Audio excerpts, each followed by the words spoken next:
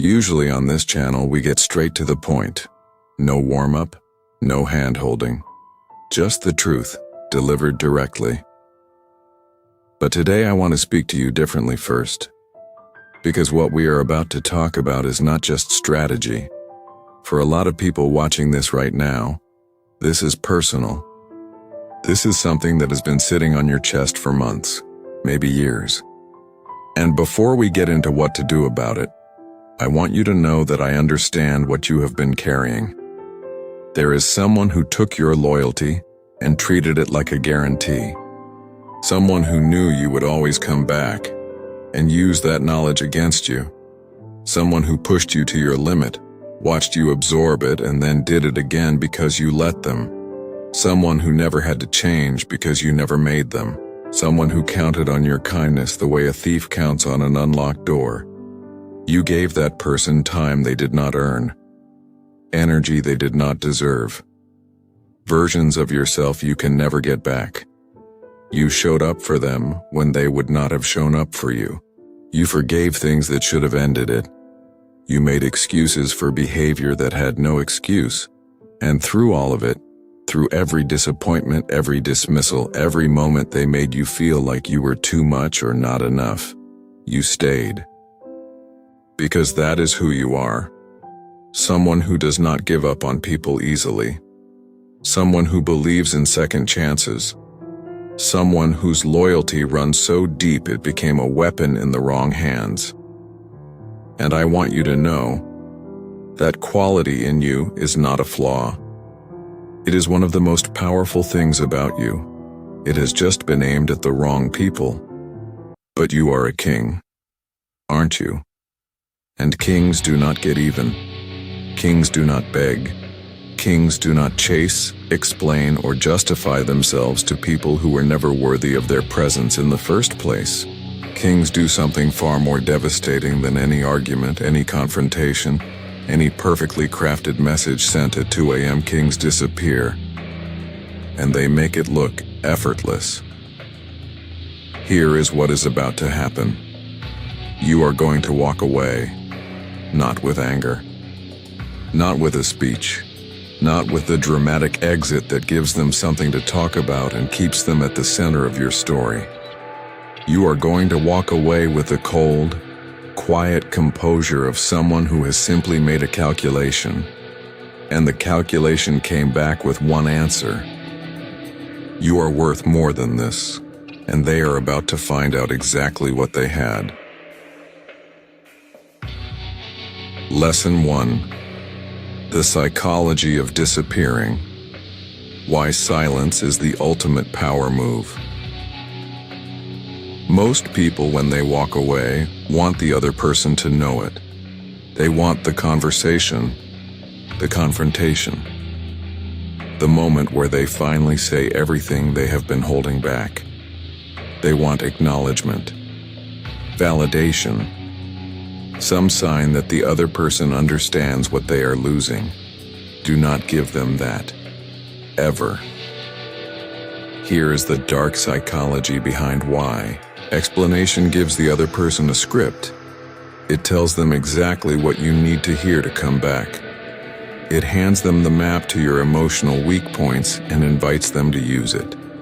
Every conversation you have about why you are leaving gives them another opportunity to say the right thing, to promise the right change, to create just enough hope to pull you back into the cycle.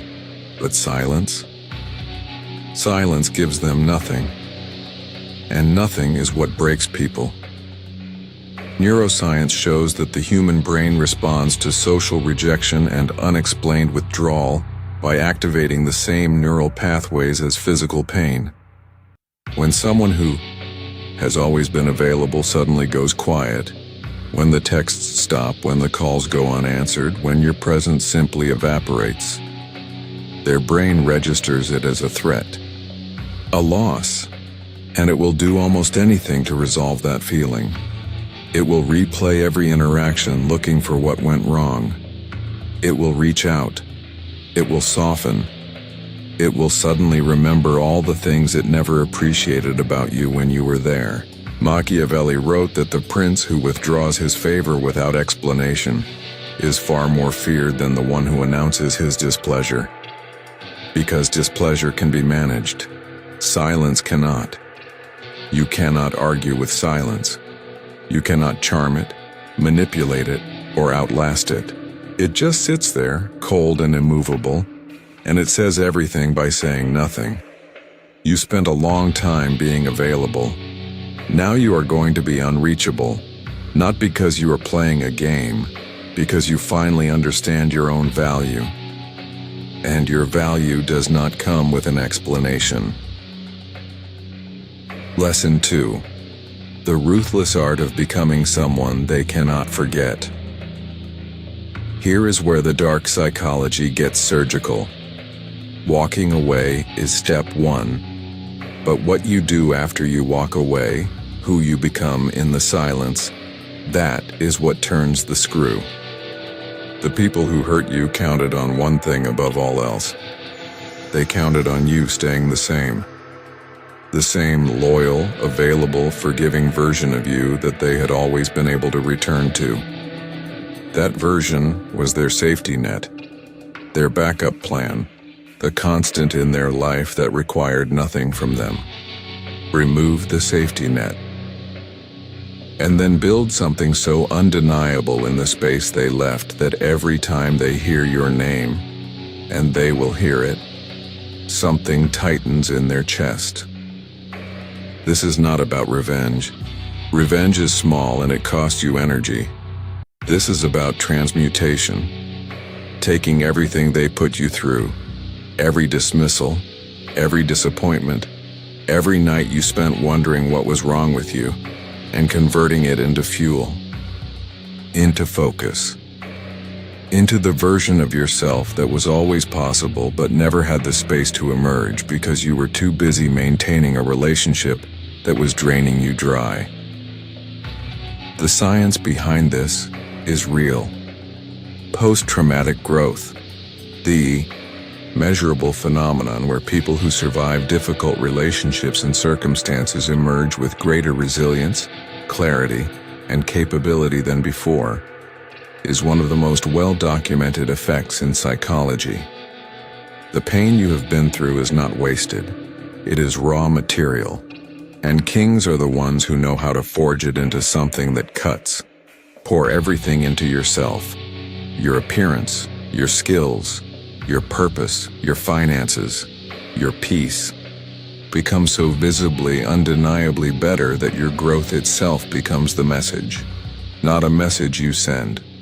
A message they receive every time they see what you have built without them. Machiavelli understood that the greatest statement of power is not what you say. It is what you become. The prince who leaves a room and returns transformed, who was underestimated and came back undeniable, that prince does not need to say a word. His presence says everything, and the people who doubted him have to live with that. Lesson 3. Let them come to you, and give them nothing. They will come back. Not all of them, but enough. Because the moment you stop being available, the moment the texts go unanswered and the presence they took for granted becomes an absence they cannot explain, curiosity turns into craving. Craving turns into reaching out. And when they do, this is where most people undo everything. They respond too quickly. They soften. They give the other person just enough warmth to reopen the door, and before they know it, the whole cycle has started again. Do not be most people. The dark psychology principle here is called intermittent reinforcement withdrawal. When someone who was a consistent source of emotional response suddenly stops responding, the brain of the person reaching out becomes almost obsessive in its pursuit of reestablishing that connection. The less you give, the more they want. The more unavailable you are, the more valuable your presence becomes in their mind. You have shifted from something they had to something they lost. And loss is one of the most powerful motivators in human psychology. If you respond at all, keep it measured. Warm enough to confirm you are alive. Cool enough to confirm you have moved on. Never angry, never emotional, never giving them the reaction that proves they still have power over you. The king does not perform indifference. He has actually achieved it because he has something far more interesting to focus on than the person who underestimated him. What to expect. In the first week, the silence will be loud. The urge to reach out, to explain, to check if they have noticed, it will be strong. That urge is not love. It is habit. It is the withdrawal from a cycle your brain has become dependent on. Sit in it. Do not move. By week 2, they will reach out. Maybe not directly, maybe through someone else, maybe just by watching your story or showing up somewhere they know you will be. Let them watch. Give them nothing to hold on to. By month 1, you will feel something you had forgotten was possible. Ownership of yourself. The quiet power of someone who made a hard decision and held it. Your energy will feel different because it is yours again. Fully. For the first time in a long time. And by month 2, the person who counted on you to always come back will be doing something they never expected to do. Thinking about you. Wondering about you. Regretting you. While you build your kingdom and never look back. That is what a king does. This is the King's Codex. See you in the next one.